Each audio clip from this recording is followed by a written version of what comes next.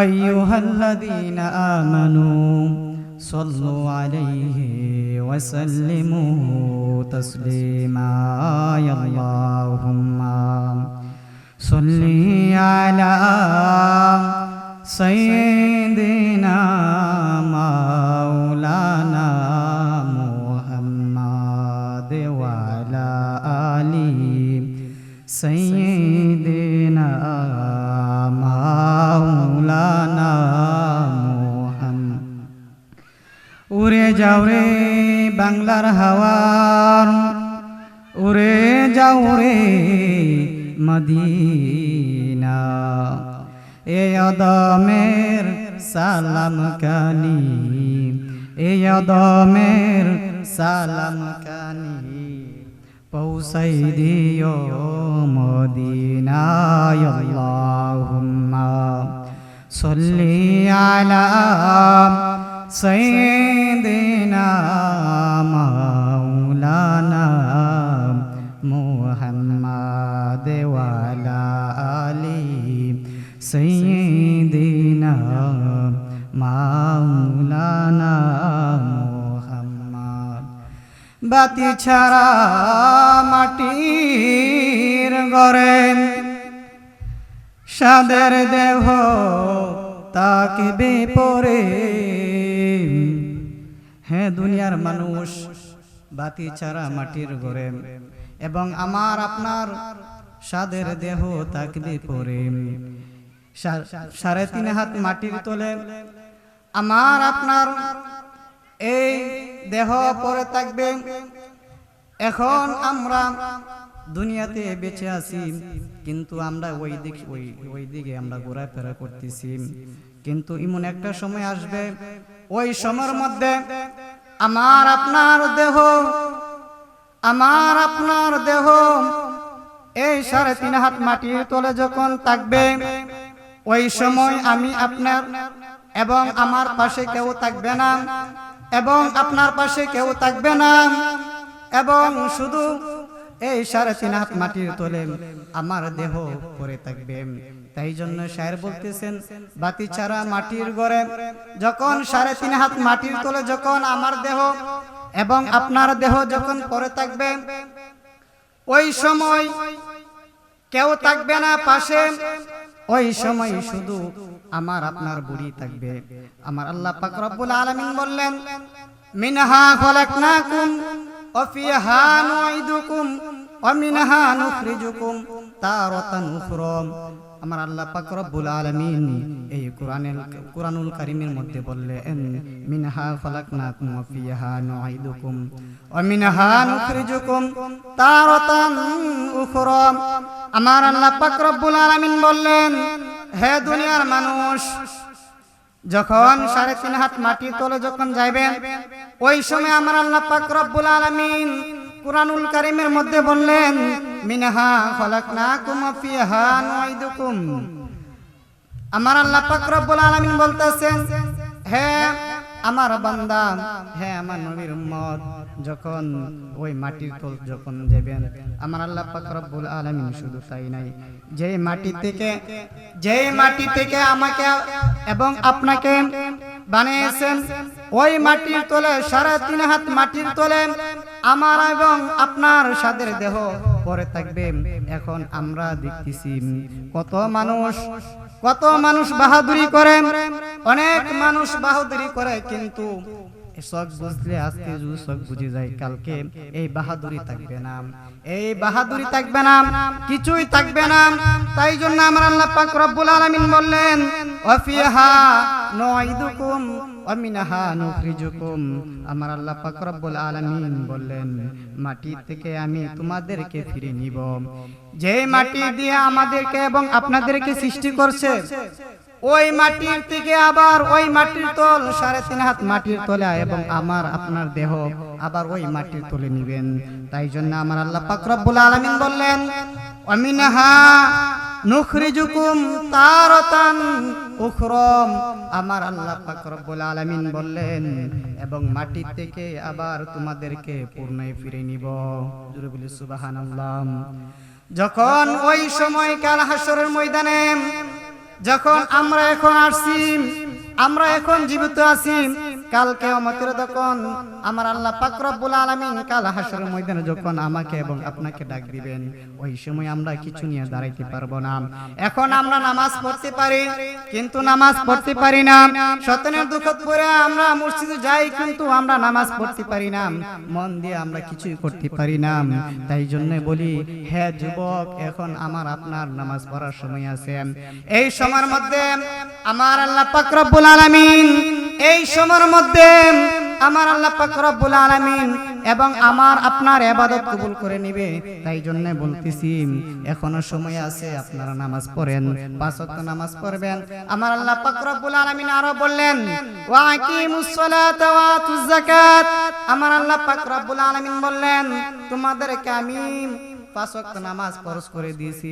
আমি আমার আল্লাহ পাক রব্বুল আলামিন ওই কোরআনের মধ্যে ওয়া আকিমুস সালাতা ওয়া আতুজ যাকাত, আমার আল্লাহ পাক রব্বুল আলামিন ওই কোরআনের মধ্যে এবং সালাতের কথা বলছে। তাই জন্য আমরা সবাই সুন্দরভাবে 5 ওয়াক্ত নামাজ পড়তে পারি, যেন সেই তৌফিক দান করেন। সকলে জোরে বলি সুবহানাল্লাহ।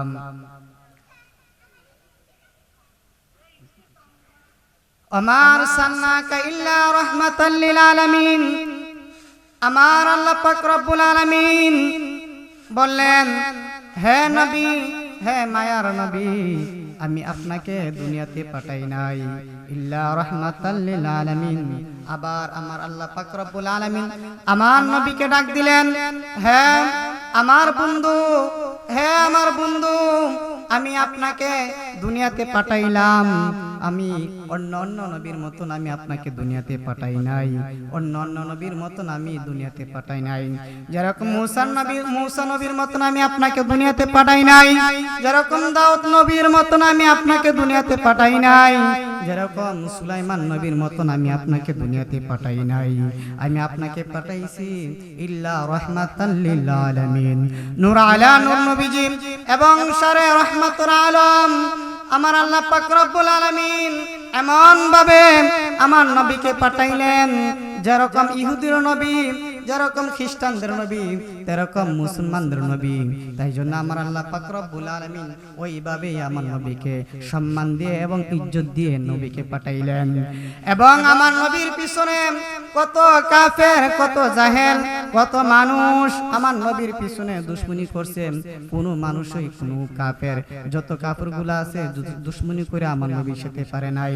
আমার আল্লাহ পাক রব্বুল আলামিন বললেন, আমার নবী যখন একদিন কাবা শরীফের মধ্যে গেলেন, যাওয়ার পর কাবা শরীফের মধ্যে গেলেন, যাওয়ার পর আমার নবী যখন নামাজ পড়লেন, নামাজে দাঁড়াইলেন, দাঁড়ানোর পর ওই দিকে আমার নবীকে খুঁজতে লাগলেন। হযরতে মা ফাতেমা রাদিয়াল্লাহু তাআলা আনহু আমার নবীকে ওই দিকে খুঁজতেছেন, আর এই দিকে আমার নবী কাবা শরীফের মধ্যে যখন নামাজ পড়তেছেন, নামাজ পড়তে লাগলেন। আমার নবী যখন সিজদার মধ্যে গেলেন, যাওয়ার পরে আমার নবী যখন সিজদার মধ্যে গেলেন, যাওয়ার পরে আমার ওই দিকে কাফের এবং আবু জাহেলের গোষ্ঠীরা আমার নবীকে কি করলেন জানেননি? আমার নবী যখন সিজদার মধ্যে গেলেন, যাওয়ার পরে ওই দিকে কাফেররা কি করলেন? পচা উটের বুরলি আমার নবীজির গার মোবারকের মধ্যে দিয়ে দিলেন। জোরে বলি নাউজুবিল্লাহ।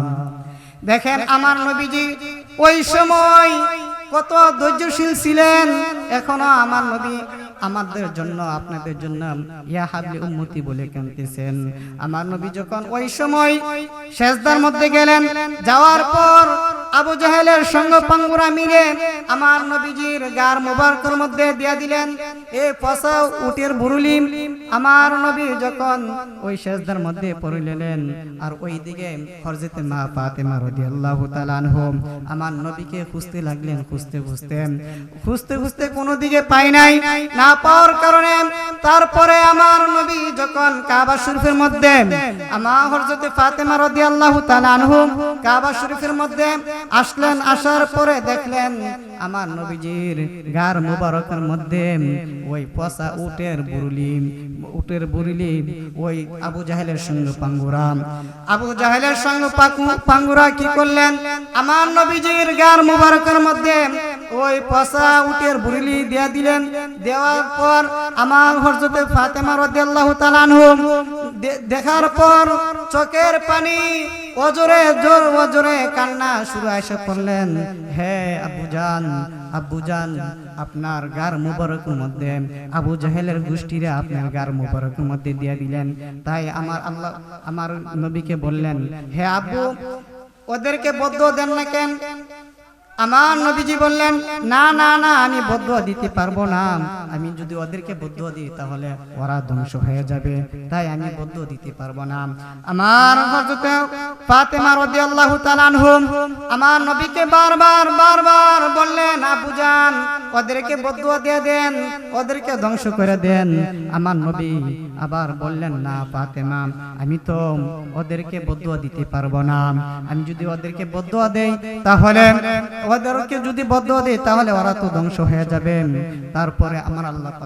তারপরে আমার নবী কি করলেন, ওই আমার আল্লাহ পাক রব্বুল আলামিন কাছে বিচার দিলেন। দেওয়ার পর আমার আল্লাহ পাক রব্বুল আলামিনের কাছে কইলেন, হে আল্লাহ, হে আমার বন্ধু, ওদেরকে আল্লাহ হেদায়েত দান করেন এবং হেদায়েতের পথের দিকে নেন। তারপরে আমার নবী যখন আল্লাহর কাছে বিচার দিলেন, দেওয়ার পর আবার কয়েকদিন পরে আবু জাহেলের সঙ্গে পাঙ্গুড়া কি করলেন, আবার এরকম ভাবে আমার নবীকে আবার আরেকদিন দেখলেন। দেখার পর আমার নবীকে ডাক দিলেন, হে মুহাম্মদ, তুমি এদিকে আসো, তোমার সাথে আমার একটা পরীক্ষা চলবে এবং একটা পরীক্ষা করব তোমাকে। তুমি যদি এই পরীক্ষা যদি তুমি পাশ করতে পারো তাহলে তুমি যে ধর্মের তুমি যে প্রচার করতেছো, আমি এই প্রচারের মধ্যে এবং আমিও মুসলমান হয়ে যাব। আমার নবী আবার বললেন, ডাক দিয়ে বললেন, না না না, আমি পারবো না। আবু জাহেলকে আবার বললেন, না আমি পারবো না, আমি কতদিনেই আপনার পরীক্ষার মধ্যে আমি উত্তীর্ণ হয়ে গেলাম এবং আমি পাশ হইলাম। আবার বললেন, ঠিক আছে, এখন যদি তুমি পাশ হও তাহলে আমি তোমার দলে মুসলমান হয়ে যাব, মুসলমান হয়ে আমি কালিমা পড়ব। সুবহানাল্লাহ। তাহলে আমার আলোচনা এখনই শেষ। আমার হুজুর আয়েশা পড়ছে, এখন হুজুরে মুরজির মতে আলোচনা করবেন। সবাই আমার জন্য দোয়া করবেন, আমি যেন ইসলামের দাওয়াত দিতে পারি। আসসালামু আলাইকুম ওয়া রাহমাতুল্লাহি তাআলা ওয়া বারাকাতুহু।